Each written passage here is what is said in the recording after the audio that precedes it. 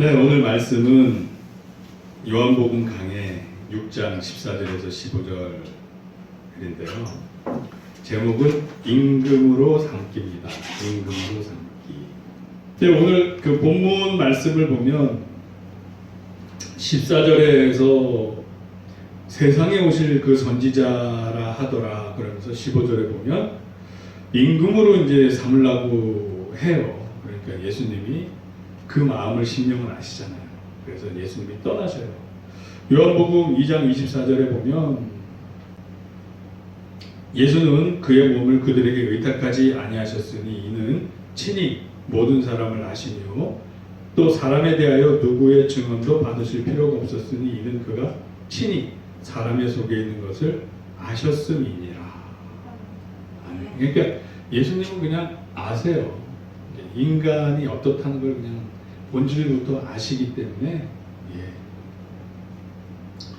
자, 그러면 이제 이 이스라엘 백성들이 임금 삼으려고 했단 말이에요. 임금 삼으려고 했는데 이 이스라엘 백성들 뇌리에는 임금상이 딱 고정되어 있어요. 메시아 그러면 다윗의 후손이면서 다윗 같은 메시아를 원했단 말이에요. 다윗 같은 메시아, 다윗 같은 왕. 자, 근데 이제 예수님이 왕으로 오잖아요. 왕으로 오는데 이스라엘 백성들이 기대했던 왕은 정치적 왕이었어요. 정치적 왕. 왜냐하면 그런 사례가 한 100년 전에 있었기 때문에 그래요. 100년 전에 있었어요. 그런 사례가. 그들이 처음에는 그가 메시아인 줄 알았던 사람이 있었어요. 100년 전에 왔었어요. 당시에는 그 헬라 알렉산더가 들어와서 그 지역을 다 장악했던 시기예요. 그리고 알렉산더의 부하장수 4명이 이제 알렉산더가 33살의 젊은 나이에 죽고 4개로 쪼개졌단 말이에요. 그리고 이집트 쪽 잡는 데와 요 시리아 쪽 잡는 데가 주로 이스라엘과 연관이 있었던 곳이었어요. 그래서 이 시리아 쪽을 장악했던 데가 셀루쿠스 왕조인데 이때 안티오쿠스 4세라고 있어요. 안티오쿠스 4세가 있었는데 별명이 에피파네스예요. 에피파네스 뜻이 신의 현현. 내가 하나님이다 이런 사람이에요. 내가 하나님이다. 근데 이 사람이 그러니까 이 예루살렘 성전에 제우스 신상을 세운 거예요.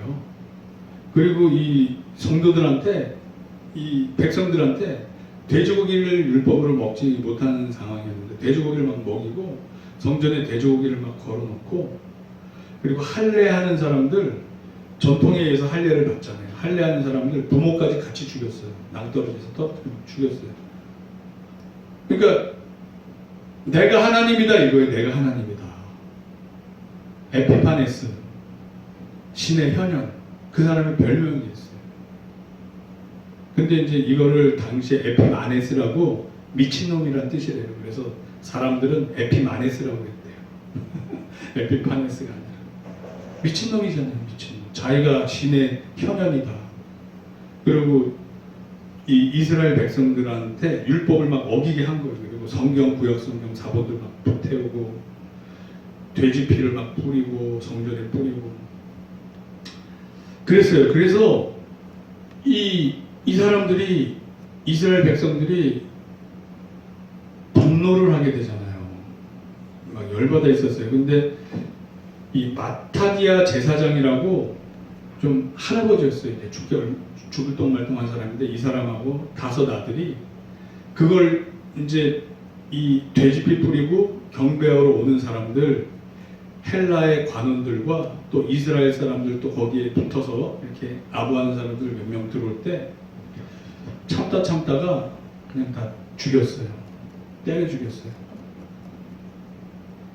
그러니까 이제 이게 발칵 뒤집히잖아요. 헬라에서 저 제사장과 저 자식들 죽여야겠다. 그리고 쫓아오잖아요. 그래서 이들이 도망갔어요. 산속으로 피했어요. 근데 여기에 동조한 이스라엘 백성 1000여 명 정도가 같이 동조해서 같이 갔어요. 그랬더니 이 헬라군이 가서 이 1000명을 다 도륙해서 죽여요. 근데 요 제사장과 자식들은 어떻게 잘 피했어요. 그러니까 이게 이스라엘 전역에 소문이 다 돈 거예요. 그러니까 이스라엘 민족성을 깨운 거예요. 그러니까 우리나라도 임진왜란 때 막 나라가 어려워지니까 의병들이 막 나오기 시작했잖아요. 막 승려까지 막 의병들이 나오기 시작하고 그랬잖아요. 그런 식이 된 거예요. 이스라엘 민족성이 막 깨어나서 이 사람들이 저항하는 마음이 생겨서 헬라에 저항하기 시작했어요. 그래서 이 자식 중에 셋째 아들이 있어요. 셋째 아들이 유다였는데 이 사람의 별명이 마카비예요. 마카비의 뜻이 뭐냐면 망치예요. 망치로 헬라 군대를 때려 부신다는 뜻이에요. 그러니까 망치는 뭐예요? 뒤로 당겼다 앞으로 때리고 뒤로 당겼다 때리고 하잖아요. 게릴라전에 그렇게 능했대요. 그래서 헬라군이 계속 깨지는 거예요. 이 유다한테, 이 제사장의 셋째 아들한테. 그리고 이 셋째 아들이 죽고 넷째 아들이 이어받고 넷째 아들이 죽고 둘째 아들이 이어받고 계속 싸워요. 그러다가 결국 이 둘째 아들 때 독립을 쟁취해요. 헬라가 이 에피파네스가 죽고 그 다음 왕이 들어서면서 막 자기네도 정세가 어수선하고 하니까 이제 잘 이렇게 서로 협약해가지고 이스라엘을 독립시켜줘요. 정치적으로 독립시켜줘요. 그래서 남은 유다가 586년에 바벨론에 의해서 망했잖아요. 근데 한 400년 후에 다시 이스라엘 왕조가 서요. 마카비 왕조. 하스몬 왕조라고 해요. 하스몬 왕조. 그래서 당시에 이스라엘 사람들이 이 마카비 이 사람들 이 하스몬 왕조가 메시아 아니냐. 메시아다. 예수님 오시기 한 100년 전쯤 사건이에요. 이 사건이. 마카비 혁명. 하스몬 왕조가 한 거의 80년 정도 이어져요. 그러다가 로마한테 망해요. 그러니까 몇십 년 전의 사건이니까 이 이스라엘 백성들 기억에는 다 생생하단 말이에요. 그러면 메시아, 그 예수 그리스도가 이제 메시아다 막 이런 소문이 드니까 우리 마카비 혁명처럼 예수님도 로마를 무찌르고 우리를 독립시켜서 하스몬 왕조처럼 왕조를 이루어 가겠네 이렇게 착각을 하는 거예요.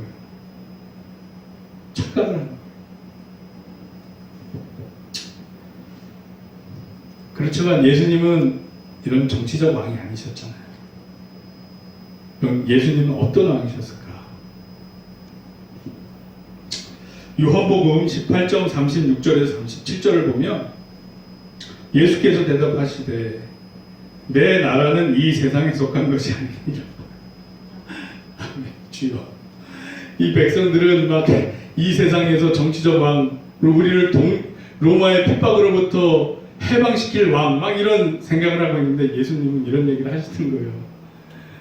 내 나라는 이 세상에 속한 것이 아니니라. 만일 내 나라가 이 세상에 속한 것이었더라면 내 종들이 싸워 나로 유대인들에게 넘겨지지 않게 하였으리라.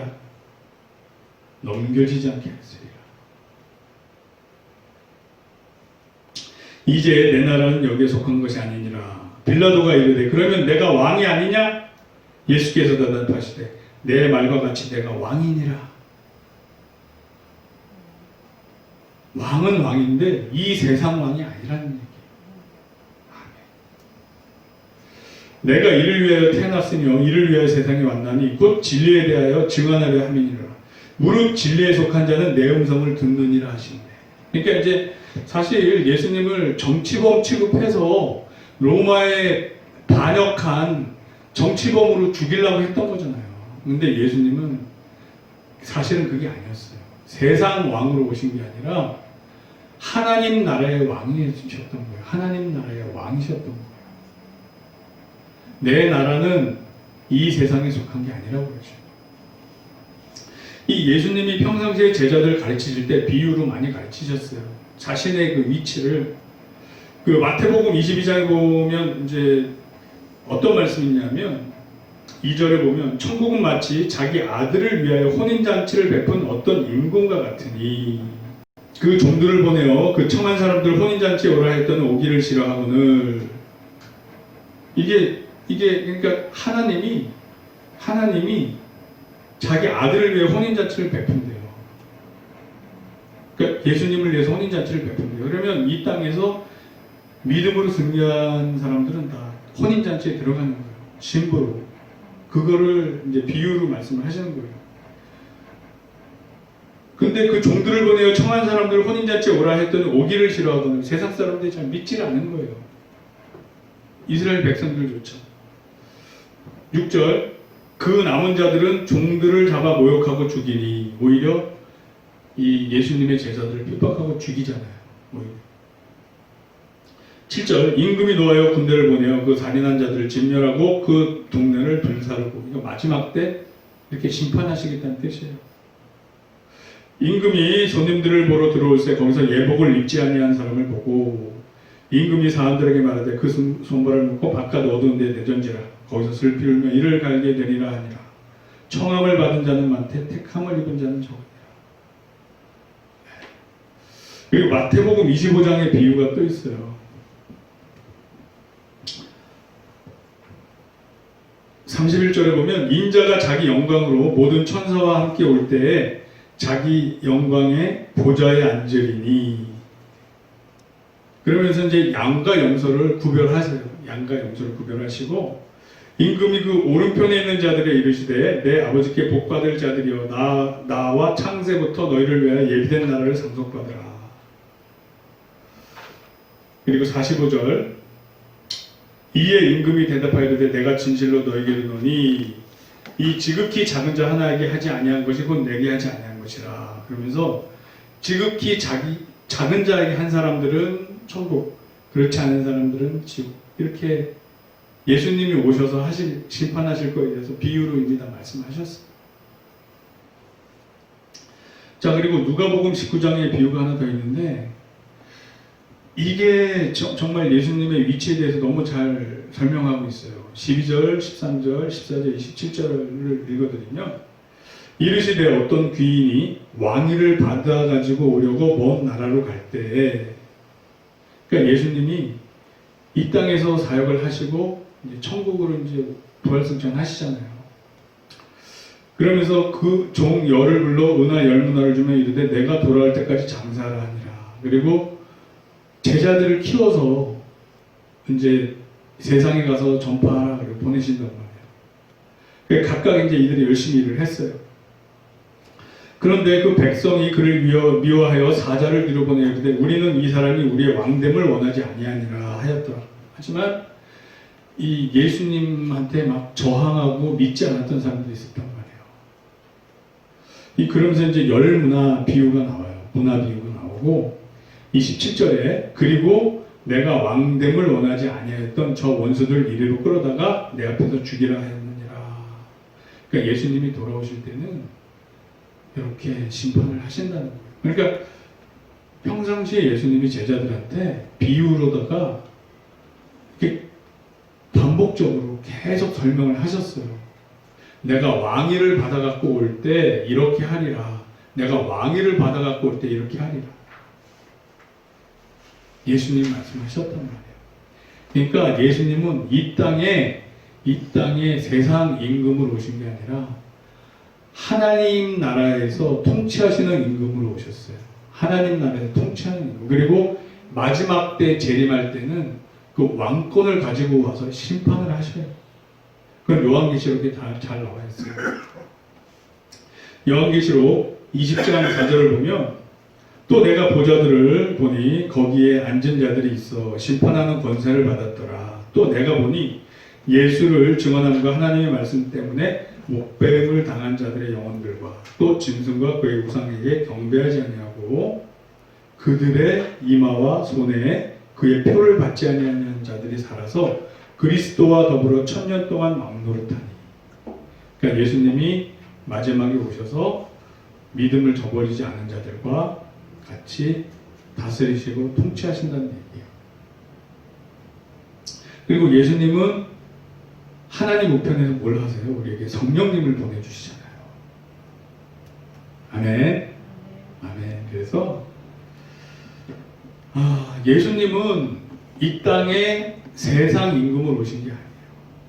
이 땅에 힘으로 정치하려고 오신 게 아니에요. 오히려 자기 목숨을 내주시고 왼뺨을 때리면 오른뺨을 내주시고 오리를 가자 그러면 심리를 가시면서 사랑의 룰로 사랑의 방법으로 하나님 나라의 섭리가 이 땅에 이루어질 수 있도록 그러한 왕으로 오신 거예요. 아멘. 결국 하나님 우편에서 성령님을 보내주시고 또 재림하실 때는 심판권을 갖고 오셔서 심판을 하세요. 양과 염소를 구분하시고 양은 천국에 염소는 지옥에 보내셔요. 아멘. 아멘이에요. 네, 그렇습니다. 이러한 분을 우리가 잘 믿고 예수님 믿고 영생을 얻도록 합시다. 아멘. 아멘.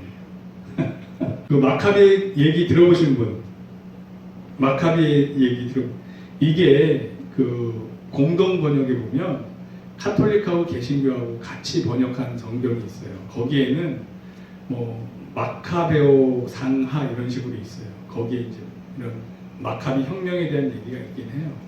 네. 뭐 참고하실 분들은 참고하시는데 저는 별로 그렇게 권장은 안 해드려요. 왜냐면 이건 이제 그 카톨릭에서는 외경을 9권을 이제 같이 보는데 우리는 거기까지는 안 봐요. 그냥 봐도 손해 볼 건 없지만 이렇게 좀 우리하고 안 맞는 것들이 있어서 다 빼놓은 거기 때문에 성경 60권 안에서 잘 해석하고 이해하면 되고 신앙의 도움은 어느 정도는 된다 정도로만 보는 거예요. 참고 자료 정도로만 보는 거예요. 그렇습니다. 그래서 당시의 사람들은 충분히 그러니까 100년 전만 해도 자기네 그 정치적 메시아 같은 사람이 와서 400년 만에 막 자기네 왕권이 회복됐었잖아요. 그러니까 그런 거를 막 욕심을 냈던 거예요. 하지만 그거는 인간적인 생각이었던 거고 정말 그 구약 성경의 이사야서 같은 데서 거의 뭐 복음의 말씀이 너무너무 절절하게 잘 나와 있잖아요. 고난 받는 종으로 오실 예수님에 대해서 너무나도 잘 얘기하고 있었잖아요. 그래서 정말 그 예수님의 그 정책, 그분의 존재 이유를 올바로 이해하고 지금 현 시대에서도 마찬가지예요. 현 시대에서도 예수님의 존재 이유, 역할이 뭐냐. 결국 예수님 믿고 우리가 내 영이 잘 되는 거예요. 네, 아멘. 이게 첫 번째예요. 그러면 그 나머지 것들은 내 영이 잘 되고 범사에 잘 되고 강건한 것들은 부수적인 거예요. 하나님이 축복으로 주시면 아멘 할렐루야. 안 주셔도 아멘 할렐루야. 네. 가장 중요한 거는 내 안에서 누리는 천국.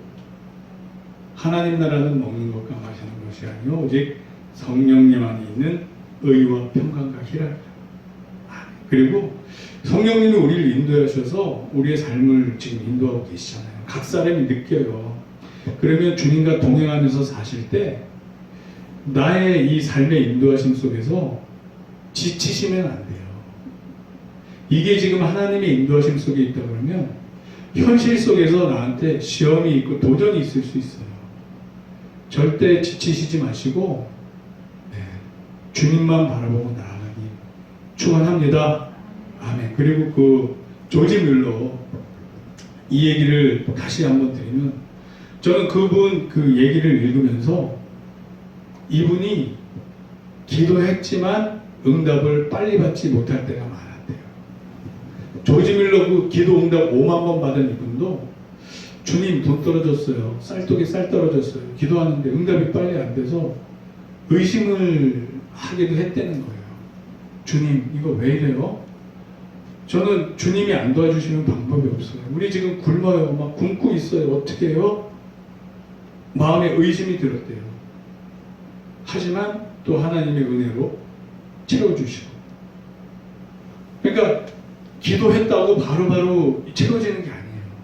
조지 뮬러조차 그러한 것을 계속 반복하면서 신뢰가 형성되면서 믿음이 자라나갔던 거예요. 아멘. 아멘. 그러니까 우리도 똑같아요. 우리의 믿음이 항상 견고하게 딱 주님을 향해서 말해서 딱 진짜 주님한테 본드로 딱 붙은 것처럼 그렇게 강건한 믿음으로 붙어 있지 않아요. 흔들려요. 흔들려. 응답이 바로바로 안 오면 흔들릴 수 있어요. 하지만 하나님의 섭리 안에 있고 성령님의 인도하심 속에 있으면 믿음으로 믿음에 이르게 그 믿음을 붙잡고 승리하는 저와 여러분들이 될 줄을 믿습니다. 아멘. 아멘. 기도하겠습니다.